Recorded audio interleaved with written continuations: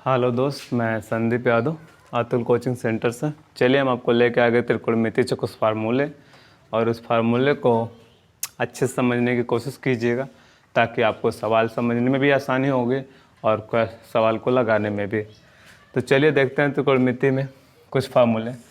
तो बात करते हैं पहले त्रिकोणमिति की कि त्रिकोणमिति मीन्स क्या होता है। तो त्रिकोणमिति में जो त्रिवर्ड है, तो यहाँ पे त्रि मीन्स होता है तीन, और आगे है आपका कोण, त्रिकोण। यानी कि आपका कोण किसे बोलते हैं?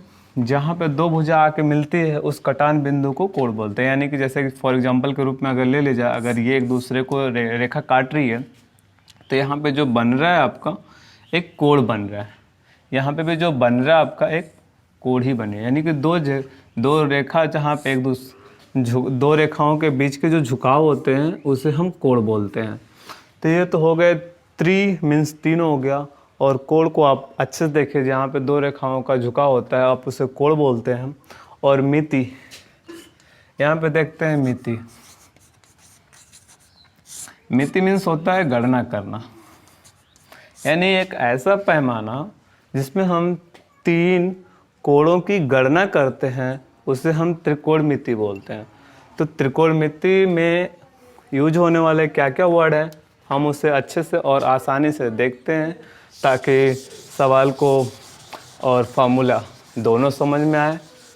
तो त्रिकोणमिति में जो स्टार्टिंग होता है वो एक त्रिभुज से होता है। तो त्रिभुज ये है, और त्रिभुज में भी आपका समकोण त्रिभुज होता है। और बात करें समकोण त्रिभुज में, तो समकोण त्रिभुज की एक कंडीशन होती है, वो होती है कि एक एंगल 90 डिग्री का होता है। तो अगर बात करें त्रिकोणमिति से इसे रिलेटेड करें तो आपका अच्छे से मिलेगा। त्रि मीन्स तीन, और कोण आपको दिखाई दे रहा है, यानी कि तीन कोण है और इस तीन कोण की गणना हम करेंगे, उसी को हम त्रिकोणमिति कहेंगे। तो चलिए देखते हैं। अब बात करते हैं यहाँ पे त्रिभुज, और ये त्रिभुज जो है वो समकोण त्रिभुज होना चाहिए। और त्रिभुज समकोण त्रिभुज में क्या खास बात होती है कि जो कर्ण होती है उसके सामने वाले 90 डिग्री के सामने वाली भुजा कर्ण होती है। और कर्ण का एक और फंडा होता है कि सबसे बड़ी वाली भुजा का वर्ग इन छोटे भुजाओं के वर्ग के योग के बराबर होती है। यानी कि अगर बात करें एक फार्मूले की, तो यहाँ पे एक फार्मूला बन के आता है आपका कर्ण स्क्वायर बराबर लंब स्क्वायर प्लस आधार स्क्वायर। अब बात करते हैं कि हमें कर्ण तो दिखाई दे रहा है इस फिगर में, लेकिन लंब और आधार दिखाई नहीं रहे। तो चलिए ये देखते हैं कहाँ पे हो सकता है। तो आप इसको आप आधार और आप इसे लंब मान लीजिए, क्योंकि ये आपस में टाइम के साथ बदलते रहते हैं, और ये कैसे बदलते हैं और कब बदलते हैं वो भी देखते हैं, और इसका नाम लंब कर्ण आधार कैसे पड़ा वो भी देखेंगे। तो बात करते हैं यहाँ पे एक थीटा बैठा ले, थीटा की वैल्यू कुछ भी हो सकती है। तो 90 डिग्री और जो थीटा होता है उसे हम जिस भुजा पे होता है उसे हम आधार बोलते हैं, और थीटा के ठीक सामने वाली भुजा को लंब बोलते हैं। यानी कि अगर ये थीटा को उठा के यदि हम यहाँ पे रख दें तो ये आपस में चेंज हो जाएंगे, यानी कि आपका ये आधार हो जाएगा और ये वाला आपका लंब। यानी कि ठीक अगला फिगर भी देख लेते हैं इसी बेस पे। ये आपका एक 90 डिग्री हो गया, 90 डिग्री के सामने वाला आपका कर्ण आपका कभी नहीं बदलता, और लंब और आधार आपस में बदलते रहते हैं। तो चलिए थीटा को हम ऊपर बैठाते हैं। तो ये आपका हो गया थीटा। तो थीटा के सामने वाली भुजा आपका हमेशा लंब होती है, और जिस पे 90 डिग्री और थीटा मौजूद जिस भुजा पे होती है उसे हम आधार बोलते हैं। तो यहाँ से एक फार्मूला निकल के आता है जो क्या बोला है, कर्ण स्क्वायर बराबर लंब स्क्वायर प्लस आधार स्क्वायर। इस फार्मूले को बोलते हैं पाइथागोरस प्रमेय।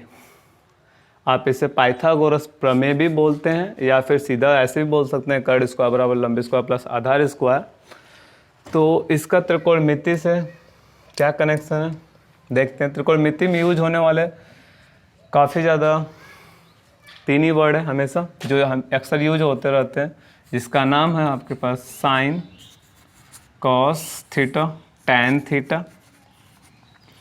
यही तीन इम्पोर्टेंट, और ये तीन के बाद ये तीन इसके अपोजिट होते हैं, यानी कि साइन के अपोजिट कोसेक थीटा, कॉस के अपोजिट सेक थीटा और टैन के अपोजिट कॉट थीटा। अगर बात करें यहाँ पे थीटा की, तो थीटा के जगह पे ज़रूरी है कि हर टाइम थीटा ही हो। थीटा के जगह पे आपका कुछ भी हो सकता है, यानी कि थीटा के जगह पे आपका ए बी सी हो सकता है, या फिर पी क्यू आर हो सकता है, या फिर एक्स वाई जेड हो सकता है, या फिर अल्फ़ा बीटा साई फाई, कुछ भी हो सकता है। यानी थीटा की वैल्यू आप यहाँ पे क्वेश्चन में कुछ भी दे सकता है, तो आप उसे देखकर कंफ्यूज ना हो।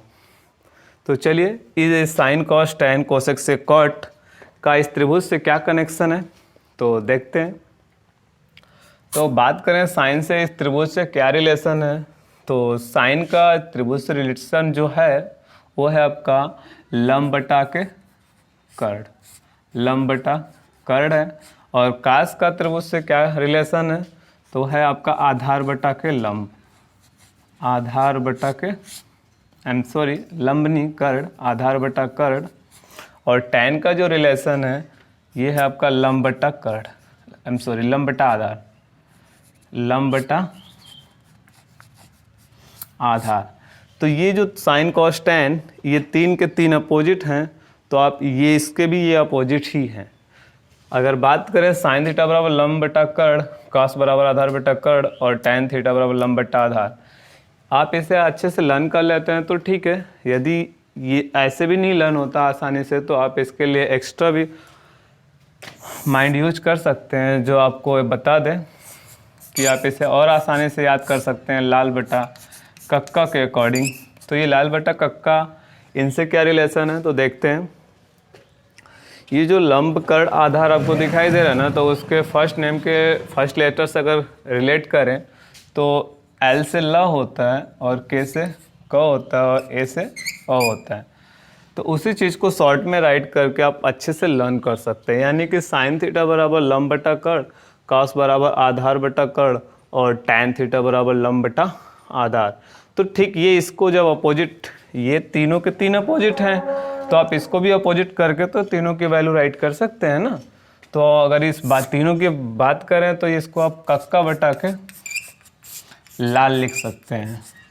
तो कोसेक की अगर वैल्यू देखा जाए तो कर्ण बटा के लंब हो जाएंगे, और सेक की वैल्यू कर्ण बटा आधार हो जाएगी, कर्ण बटा आधार हो जाएगी, और ये कॉट की वैल्यू आधार बटा के लंब हो जाएगी, आधार बटा लंब हो जाएगी।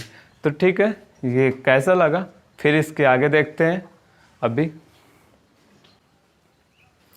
हेलो दोस्त, तो फिर उस फॉर्मूले के आगे देखते हैं, क्योंकि अभी जस्ट देखे हैं हमने, देखे क्या साइन थीटा, और साइन थीटा का नाम अभी सुनने में आया कि साइन का अपोजिट कोसेक होता है, कॉस का सेक होता है, टैन का कॉट होता है। तो वो कैसे राइट होता है उसको देखते हैं। तो साइन थीटा बराबर होता है 1 कोसेक थीटा, कास थीटा बराबर होता है 1 सेक थीटा, टैन थीटा बराबर होता है 1 कॉट थीटा। तो ठीक अभी यहाँ पे साइन थीटा बराबर 1 कोसेक लिखे हैं, तो कोसेक बराबर भी तो 1 साइन थीटा हो ही सकता है, नहीं हो सकता? चलिए देखते, क्योंकि ये आपसी अगर गुणा किया जाए तो ये आपस में तो वैल्यू चेंज हो सकती है ना। तो आप इसको लिख सकते हैं क्या है,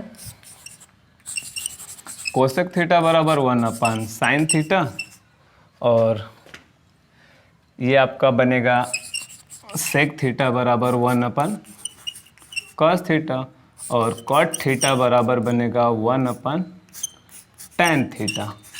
ठीक, अगर आगे बात करें इसी फॉर्मूले में, तो आप इसका तिर्यक गुणा करके कितना ला सकते हैं, तो चलिए वो भी देख लेते हैं। तो आपका बनेगा क्या, sine theta into cosec theta बराबर 1, यहाँ पे आपका बनेगा cos theta into sec theta बराबर 1, यहाँ पे आपका बनेगा tan theta into cot theta बराबर 1। यहाँ पे देखा जाए तो आपका बनेगा cosec theta into sine theta बराबर 1। यहाँ पे आपका बनेगा sec theta into cos theta बराबर 1। यहाँ पे देखा जाए तो cot theta into tan theta बराबर 1। ये तो हुए कुछ फार्मूले। आप इसी फार्मूले को इसमें और एक्स्ट्रा बना सकते हैं, क्योंकि अगर आप इसको बनाते हैं तो क्वेश्चन को कहीं ना कहीं समझने में बहुत आसानी रहेगी। कहीं ऐसा ना कि उसके पावर को देख के आप कंफ्यूज हो कि ऐसा फार्मूला हमने कभी देखा नहीं। तो चलिए उसमें आगे देखते हैं। तो ये आपका साइन थीटा बराबर कितना था, 1 कोसेक थीटा। ये सेम उसी बेस पे है, और इसका जब तिरे गुणा हुआ था तो sign theta into cosec theta बराबर 1 था। यदि इसके स्क्वायर की बात करें तो यदि हम इसका स्क्वायर मिलता है यानी साइन स्क्वायर थीटा, तो आपका क्या बनेगा, कोसेक स्क्वायर थीटा। यदि ये कॉस थीटा के जगह पे अब बन गया कॉस स्क्वायर थीटा, तो आपका बनेगा 1 सेक स्क्वायर थीटा। ये टैन स्क्वायर था बराबर आपका 1 कॉट थीटा।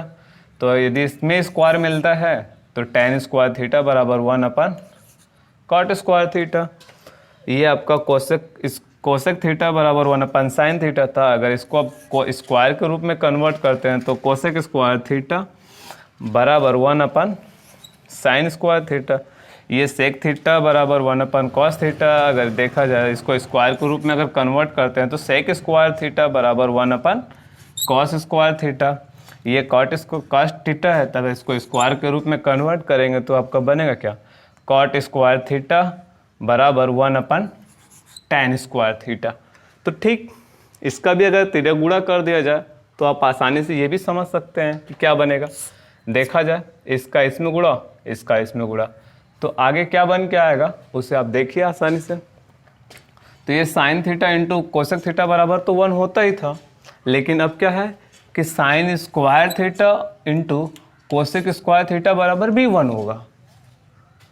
ये आपका sign theta into cosec theta बराबर 1 था, लेकिन अब क्या है कि sign square theta into cosec square theta की भी वैल्यू 1 हो गई। इससे क्या होगा कि क्वेश्चन में फॉर्मूले तो कम होते हैं, पर न समझ आने की वजह से क्या होता है कि हमको क्वेश्चन बहुत भारी लगता है और हम उसे आसानी से हल नहीं कर पाते या समझ में नहीं आता। तो ये चीज़ें देखना थोड़ा सा ज़रूरी है। अगर देख लेते हैं तो कहीं ना कहीं आपको क्वेश्चन और आसानी से समझ में आ जाए। चलिए देखते हैं। तो ये cos theta into sec theta बराबर 1 है, तो अगर इसको स्क्वायर के रूप में कर दिया जाए तो cos square into sec square बराबर 1।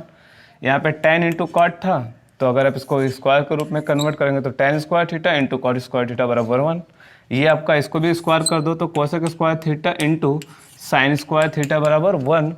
आपका यहाँ पे sec square theta into cos square theta बराबर 1। ये आपका कॉट इंटू टैन है, तो cot square theta into tan square theta की वैल्यू 1 हो गई। तो आगे देखते हैं, इसमें कुछ और छोटे से फॉर्मूले हैं। यहाँ पे अभी आपने देखा था कि टैन थीटा बराबर 1 कॉट थीटा देखे थे। यहाँ पे टैन इंटू कॉट थीटा की वैल्यू 1 देखे थे। यहाँ पे टैन स्क्वायर थीटा बराबर 1 कॉट स्क्वायर थीटा देखे। Tan square into cot square की वैल्यू 1 देखे। लेकिन इसमें और 2-3 फॉर्मूले होते हैं जो आप उसको भी जान लें अच्छे से। टैन थीटा बराबर होता क्या है, साइन थीटा अपन कॉस थीटा। क्या होता है, साइन थीटा अपन कॉस थीटा। किसकी वैल्यू, टैन थीटा के। तो टैन थीटा का भी अपोजिट होता है कॉट थीटा ना। तो अगर कॉट थीटा की बात करें क्या होगा, तो टैन का अपोजिट कॉट होता है, तो इसका भी इसको उल्टा कर देंगे तो क्या बनेगा, कॉस थीटा अपन साइन थीटा। यदि इसको स्क्वायर की बात करें तो ये अगर आप टैन स्क्वायर लिखते हो तो आपका क्या बनेगा, sine square upon cos square. इस टैन को अगर स्क्वायर के रूप में कन्वर्ट करते हो तो क्या बनेगा, कॉट स्क्वायर थीटा बराबर कॉस स्क्वायर थीटा अपन साइन स्क्वायर थीटा। ठीक है, चलिए कुछ और फार्मूले हैं जो थोड़ी समय में देखिए उसको भी। हेलो दोस्त, देख लीजिए त्रिकोणमिति में आ गए फार्मूला लेकर। 0 से 90 के मध्य त्रिकोणमितीय फलनों के मान, अनुपातों के मान, यानी कि साइन 0 अंश की वैल्यू क्या होती है, साइन 30 अंश की वैल्यू क्या होती है, या फिर साइन 45 अंश का मान क्या होता है, आप उसे कैसे याद रखेंगे और उसे किस टाइप से सॉल्व करके ला सकेंगे, उसे आप अच्छे तरीके से आसानी से देखिए। चलिए देखते हैं। ये यहाँ पे जो लिखा है त्रिकोण, यहाँ पे एरो का चिन्ह लगाया है, यानी इस साइड में जो लिखा है ना वो आपका कोण है। यानी 0 अंश का कोण होता है 30 अंश का, 45 अंश का, 60 अंश का, 90 अंश का, 120, उससे आगे बहुत से जाते जाते आपको 360 तक जाता है। आगे बात करें इस साइड में, ये एरो का निशान नीचे के लिए बोला है त्रिकोणमितीय फलन, यानी कि ये जो साइन का tan वर्ड जो है वो कहाँ से है, तो त्रिकोणमिति का फलन है, यानी त्रिकोणमिति की वर्ड हैं। तो इसमें कैसे इन सब का वैल्यू निकलेगा उसे आप आसानी से देखिए और समझने की कोशिश करिएगा। अगर बात करें 0 अंश की वैल्यू निकालने की, तो आप कैसे निकालोगे 30 अंश, 45 अंश, 60 अंश, 90 अंश, तो आप उसे निकालने के लिए आप एक आसान सा तरीका अपना सकते हैं। और आसान सा तरीका कैसे है, ये आप इसको लिख सकते हैं 0, 1, 2, 3, 4 और टोटल अपन 4 कर सकते हो। 4 करने के बाद क्या होगा कि आपको आसानी से इसकी वैल्यू निकल जाएगी। यानी इन सब पूरे को वैल्यू को, यानी जो लिखा हुआ मान है आप उसे रूट में रख दीजिए और रूट से जब बाहर निकालेंगे तो ये जो निकल के आएगा इन सब की वैल्यू आएगी। आप इसका यूज क्यों कर रहे हैं, ताकि आप इन सब की वैल्यू आसानी से निकाल सकें और इसका इसमें कोई लेन देन नहीं है। हाँ, इसका सिर्फ एक ही रोल है कि आप फार्मूले की जो वैल्यू है आप कैसे आसानी से लर्न कर सकते हैं। तो अगर बात करें कि किसी भी अंक में यदि 0 का अगर डिवाइड करेंगे तो कितना है, 0 में किसी भी अंक का अगर भागा देते हो तो आपका 0 ही आता है। यानी कि साइन 0 अंश का मान कितना होगा, 0 होगा। और यहाँ से अगर रूट को बाहर निकालते हो तो 1 निकल ही जाएगा, और ये निकालते हो 4 को तो आपका 2 बचेगा, यानी 1/2 हो गया। इसको अगर कट करें तो 1/2 बचेगा, यानी 1/2। 1/2 को अगर रूट से बाहर निकालेंगे तो 1 तो निकल जाएगा, लेकिन 2 रूट से नहीं निकलेगा। इस अकॉर्डिंग ये इसकी वैल्यू कितना हुआ, 1/2 हुआ। अगर 60 की देखी जाए तो ये आपका 3 नहीं निकलेगा और आपका 2 4 से निकल जाएगा, यानी कि √3/2। ये 4 से 4 कैंसिल हो गया, यानी अंडर रूट में 1 आया, और 1 को अगर रूट से बाहर निकालेंगे तो 1 ही होगा। तो अगर आगे देखा जाए तो इसका साइन की तो वैल्यू पूरी हो गई।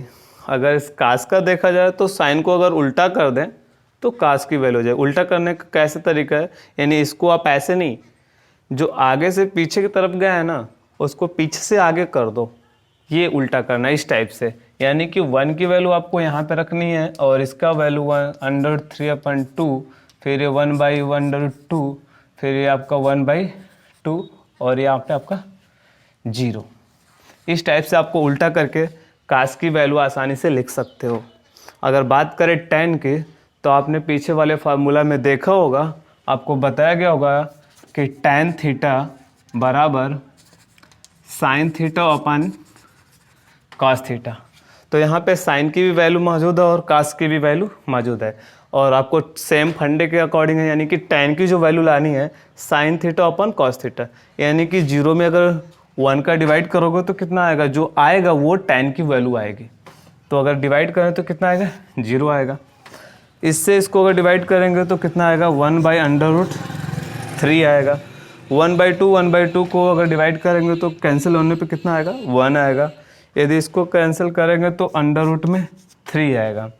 और यहाँ पे किसी भी अगर अंक में यदि 0 का अगर आप भागा देते हो या डिवाइड करते हो तो वहाँ पे आपका आंसर इनफाइनाइट आता है, यानी अनंत आता है। ये आपका इनफाइनाइट का सिंबल है, आप इसे इनफाइनाइट बोल सकते हो, अनंत बोल सकते हो, या फिर अपरिभाषित बोल सकते हो। तो ये है आपका साइन कॉस tan की वैल्यू। आप इस पूरे वैल्यू को अपने टाइम के साथ अपोजिट के रूप में कन्वर्ट करके, यानी उल्टा अपोजिट बना के, इन कॉस साइन का अपोजिट कोसेक, कॉस का सेक, tan का कॉट की वैल्यू आप ला सकते हो। ठीक है, हेलो दोस्त, चलिए आगे देखते हैं त्रिकोणमिति कुछ और फार्मूले। यहाँ पे sign square theta plus cos square theta की वैल्यू 1 होती है, और आगे देखें सेक स्क्वायर बराबर 1 + tan स्क्वायर की value 1, cosec square theta plus cosec square theta बराबर 1 प्लस कॉट स्क्वायर थीटा होता है। आगे देखा जाए तो इसको आप लेफ़्ट साइड से राइट साइड से लेफ़्ट करके आप अलग भी फार्मूला बना सकते हैं अच्छे से। तो चलिए देखते हैं। यदि आप साइन को यहीं पर रहने देते हो और कास को यदि इस साइड भेजते हो तो आपका बनेगा क्या, 1 माइनस कॉस स्क्वायर थीटा। ठीक उसी टाइप से अगर कास को यहाँ पे रहने देते हो तो आपका बनेगा 1 माइनस साइन स्क्वायर थीटा। यदि देखा जाए यहाँ पे जो सेक स्क्वायर बराबर 1 प्लस टेन स्क्वायर है, तो अगर टेन को इस साइड भेजते हो तो आपका क्या बनेगा, सेक स्क्वायर थीटा। क्योंकि ये प्लस है तो जब साइड अपना चेंज करता है कोई भी चीज़ तो उसका जो सिंबल होता है साइन प्लस का या माइनस का तो वापस ही चेंज हो जाता है। यानी प्लस होता है तो माइनस होता है, माइनस होता है तो प्लस होता है। तो ये आपका प्लस है तो इस साइड में आएगा तो माइनस होगा तो टेन स्क्वायर हो जाएगा बराबर 1। यदि आप 1 को इस साइड भेजते हो टेन स्क्वायर इक्वल राइट करते हो तो टेन स्क्वायर इक्वल हो जाएगा क्या, सेक स्क्वायर थीटा माइनस 1 हो जाएगा। और यहाँ पे कोसेक स्क्वायर थीटा बराबर 1 प्लस कॉट स्क्वायर थीटा है। अगर इसको आप चेंज करते हो तो आपका बनेगा कितना, cosec square theta minus cot square theta. अगर 1 को इस साइड भेजते हो ओनली कॉट स्क्वायर राइट करते हो, कॉट स्क्वायर थीटा बराबर होगा कितना, कोसेक स्क्वायर थीटा माइनस 1। तो अगर जो बच्चा 10वीं क्लास में होगा यदि इतने फॉर्मूले को अगर अच्छे से लर्न कर ले तो त्रिकोणमिति और ऊंचाई दूरी के क्वेश्चन को आसानी से सॉल्व कर सकता है।